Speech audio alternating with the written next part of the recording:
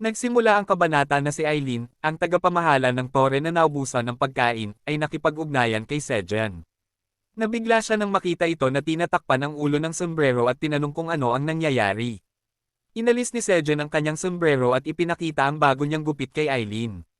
Ipinaliwanag niya na sobrang haba na ng kanyang buhok kaya't pinutulan ito ng ina ng kuneho, ngunit hindi niya binanggit ang bahagi tungkol sa kalbo niyang spot. Medyo asiwa si Sejan sa bago niyang gupit, kaya tinanong niya si Eileen kung ano ang tingin niya. Baka gusto lang ni Sejan na purihin siya ni Eileen dahil napakagwapo niya. Ang reaksyon ni Eileen nang makita siya sa bagong gupit ay talagang matindi, at tahimik siyang nagulat ng ilang sandali. Nagtaka si Sejan kung bakit hindi siya sinasagot ng matagal at muling tinanong kung ano ang tingin niya sa bagong gupit niya habang iniikot ang kamay sa harap ng bintana ng mensahe. Sa loob ng kanyang opisina, namumula si Eileen at pawis na pawis habang tinatitigan ang gwapong mukha ni Sejan. Para siyang teenager na nakatagpo ng kanyang celebrity crush sa unang pagkakataon. Sumigaw siya nang lumapit si Sejan sa bintana ng mensahe, at nakita niya ang mukha nito ng mas malinaw. Sinabihan niya itong huwag lumapit, at nagtataka si Sejan kung may problema ba sa kanya. Sinabi ni Eileen na wala naman, bago idinagdag na hindi niya maalis ang kanyang mata sa kanya kahit isang segundo. Matapos sabihing tapat ang kanyang nararamdaman, agad na bumalik si Eileen sa dahilan kung bakit siya nakipag-ugnayan kay Sejan sa unang pagkakataon. Kailangan niya ng pagkain, partikular na ang yulang na ibinigay sa kanya noong nakaraang araw. Inilagay ni Sejan ang kanyang sombrero at nagbuntong hininga, sabay sabing, ano pa nga ba ang dahilan ng matako na tagapamahala na makipag-ugnayan sa kanya. Sinabi niya sa kanya na baka kailangan niyang kumain ng mas mabagal. Ang populasyon ng yulang ay unti-unting bumababa at umabot na lamang sa 1/4 ng dati.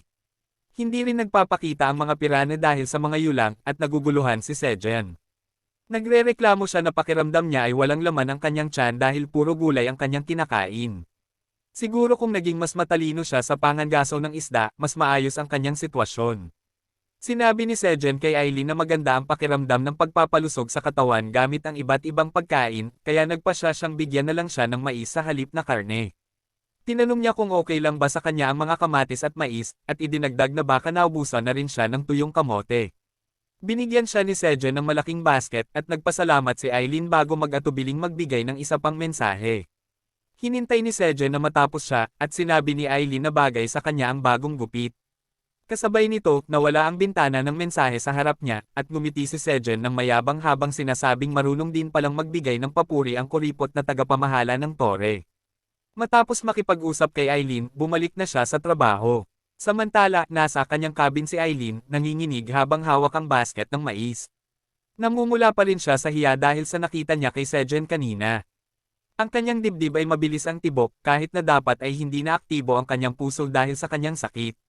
Nagtataka si Eileen kung ano ang nangyayari sa kanya, at inisip na baka ito ay isa pang anomalya sa kanyang puso ng dragon dahil hindi niya alam na iyon pala ay ang kanyang unang pag-ibig.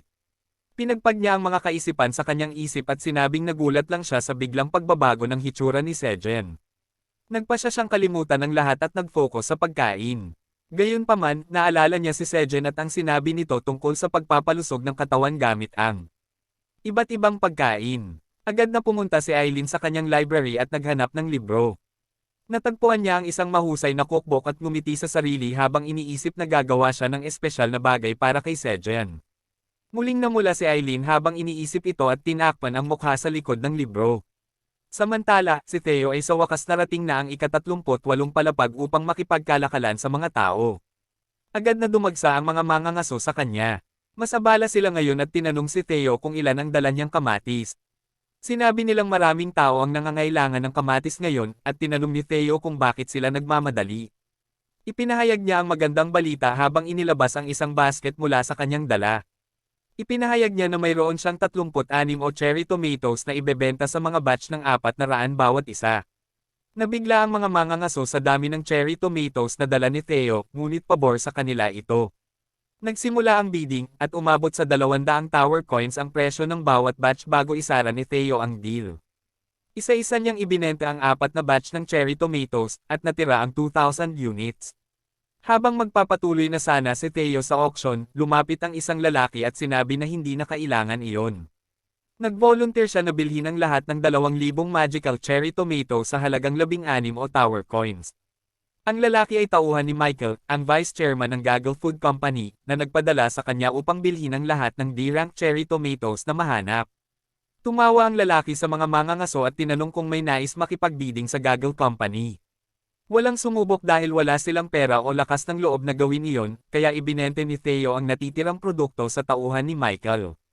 Nag-aalala ang ibang mangangaso tungkol sa kakulangan ng cherry tomato sa labas at nagreklamo na hindi patas para sa malaking korporasyon tulad ng Gaggle na monopolyo ang buong merkado. Sang-ayon si Kim Dong-shik, ang leader ng Phoenix Guild, at iniisip na mahihirapan ang mga karaniwang mangangaso na bumili ng anuman sa ganitong sitwasyon. Ang kanyang mga kasama ay nagpanik dahil gusto nila ng magical cherry tomatoes. Isa sa kanila ay nakataya pa ang kasal sa pagkakataong makuha ang loob ng kanyang magiging biyenan gamit ang magical cherry tomatoes. Sa gitna ng gulo, kalmado si Dong-shik dahil personal siyang kakilala ni Theo at Sejen at iniisip na madali siyang makikipag-ugnayan sa kanila. Ngunit nagulat siya nang malaman ng isang mangangaso ang bago sa information window ng cherry tomato. Ipinakita na ang pangalan ng cultivator na dati ay nakatago. Natuwa ang lahat at iniisip na parang Korean ang pangalan ng cultivator. Nang binanggit ng isa ang pangalan, Park Sejen, hindi makapaniwala si Dong-shik. Inagaw niya ang isang kamatis at sinabing ibabalik niya ito matapos tingnan. Nakita niyang talagang nagbago ang information window at nakasaad na si Sejen ang cultivator. Labis siyang nagulat na si Sejen ay isang tower farmer. Ang pagkakakilanlan ng cultivator ay lumikha ng kaguluhan sa mga tauhan ng Gaggle. Sinabihan silang bumalik sa Earth ng mabilis upang alamin ang tungkol kay Park Sejen. Iniutos ng leader na gamitin ang lahat ng kanilang tauhan upang makuha si Sejen. Tumawa ng malakas ang leader ng misyon, iniisip na mabibigyan siya ng kredito at promosyon dahil sa mahalagang impormasyong ito. Ngunit nagpanik si Dong-shik dahil nawala ng halaga ang kanyang koneksyon kay Sejen. Mas malaking problema ang kaligtasan ng pamilya ni Sejen. Iniisip ni Dong-shik na maaaring kidnapin ang pamilya ni Sejen upang mamonopolyo ang supply ng magical cherry tomatoes. Natatakot siya dahil hindi makakalabas ng tore si Sejen upang tulungan ang kanyang pamilya. Lumapit si Theo kay Dong-shik para sa kanilang negosyo, ngunit agad siyang hinailani. Dong-shik papunta sa isang liblib na lugar. Nagtataka si Theo at tinanong kung ano ang problema.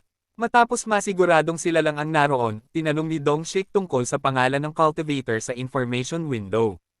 Tinanong niya kung bakit biglang naging visible ang pangalan na dati ay censored. Sinabi ni Theo na ito ay dahil naging mid-level wandering merchant siya, sabay ipinakita ang kanyang batch. Ipinaliwanag niya na upang protektahan ang mga supplier at producer ng mga bagong merchant, ang kanilang mga pangalan ay itinatago, ngunit ang tampok na ito ay tinatanggal kapag sila ay na-promote.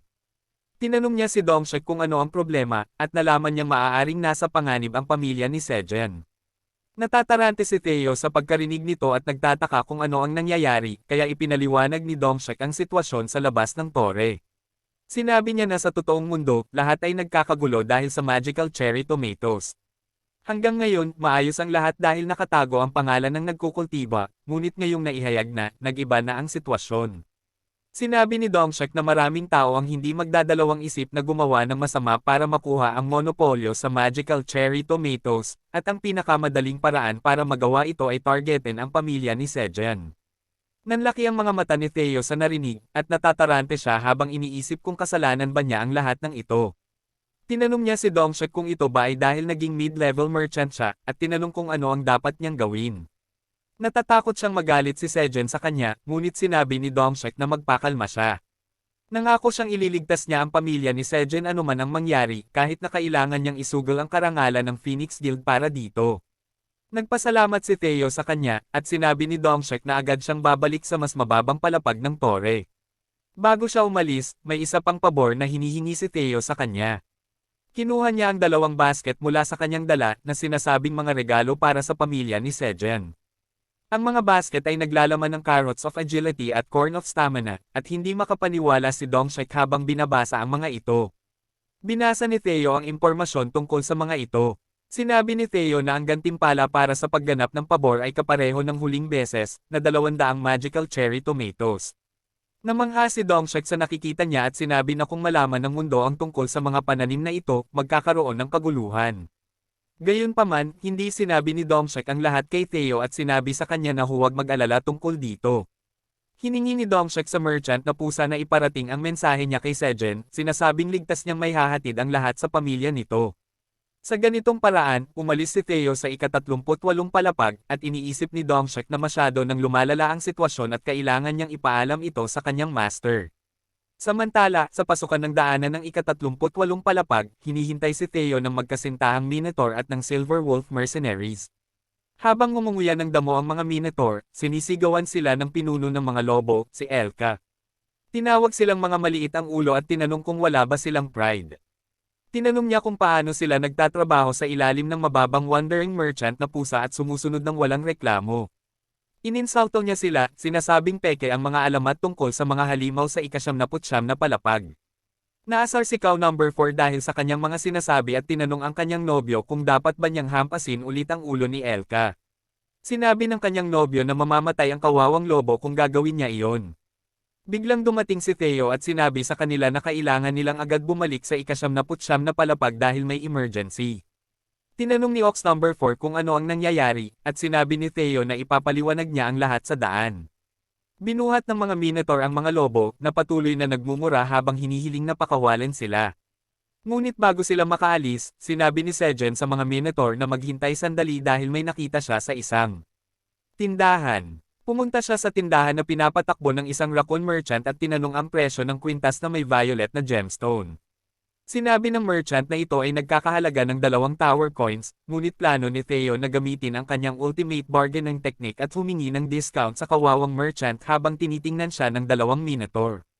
Dito nagtatapos ang kabanata. Nagkaroon ng 2 nakakagulat na twist sa kabanatang ito.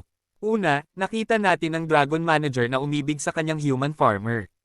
Pangalawa, dahil sa pagiging tao ng aksyon ni Dongshek, nalaman ni Theo na nasa panganib ang pamilya ni Sejen.